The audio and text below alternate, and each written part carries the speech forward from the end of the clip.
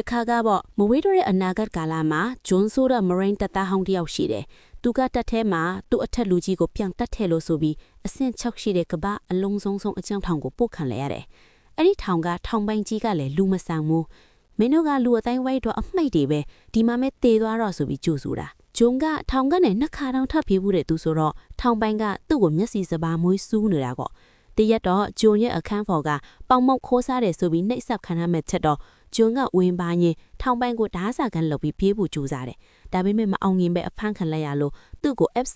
Epsilon ဆိုတဲ့ဂျွန်ဆိုးကြီးဘောက်ကိုပို့ပစ်လိုက်ကြတယ်။အဲ့ဒီဂျွန်ကထောင်ထက်တောင်ဆိုးသေးတယ်ဗျာ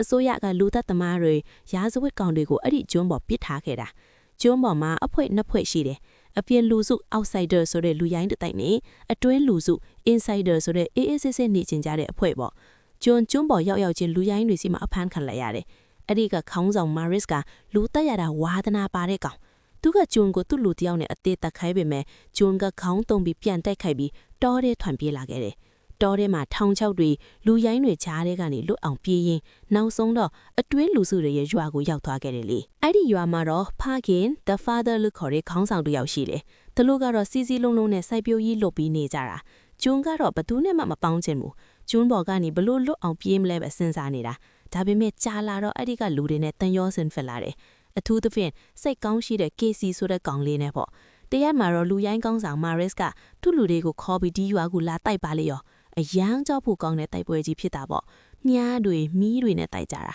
။ဂျွန်ကလည်းသူ့လက်တိုက်ခက်ရည်စွမ်းရည်တွေနဲ့ရွာသားတွေကိုကူတိုက်ပေးခဲ့တယ်။နောက်ဆုံးမှာတော့ Maris တို့အဖွဲ့နောက်ဆုတ်သွားရတယ်။တကယ်တော့အဲ့ရွာသားတွေက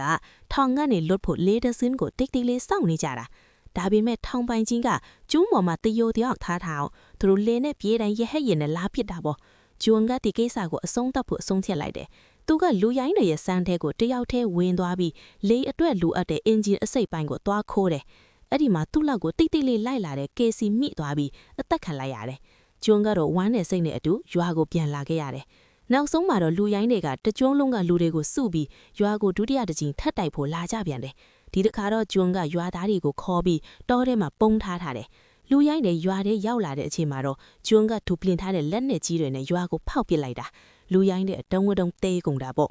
ဂျွန်နဲ့ Maris တို့ထိုက်တိုက်တွေ့ပြီးတေးဓမ္မတိုက်ကြတယ်နောက်ဆုံးမှာတော့ဂျွန်က Maris ကိုတတ်နိုင်ခဲ့တယ်အဲ့ဒီအချိန်မှာပဲသူတို့ထဲမှာရှိတဲ့တယိုကဆရာဝန်တွန်ထိနေမှထိလိုက်ရတယ်ဂျွန်ကတွန်ကိုအသုံးဖူးပြီးထောင်ပိုင်ကြီးကိုကျွန်းပေါ်လာခဲ့ဖို့ဖိထားလိုက်တယ်ထောင်ပိုင်ကြီးရဲ့ဟဲ့ရနဲ့ရောက်တဲ့အချိန်မှာဂျွန်တို့ကစောင့်နေပြီးသူ့လူတွေကိုအပြက်ရှင်းလိုက်ဖြစ်တယ်ဂျွန်ကထောင်ပိုင်ကြီးကိုကျွန်းပေါ်ကလူရိုင်းတွေကြားထဲမှာပစ်ထားခဲ့ပြီးရဟဲ့ရင်ကိုသူ့ကိုယ်တိုင်မောင်းထွက်သွားတော့တယ်အဲ့ဒီလိုနဲ့ဂျွန်ကတငယ်ချင်းတချို့နဲ့အတူအဲ့ဒီငရဲကျုံကြီးကနေအောင်မြင်လွတ်မြောက်သွားခဲ့ပါတော့တယ်ဗျာ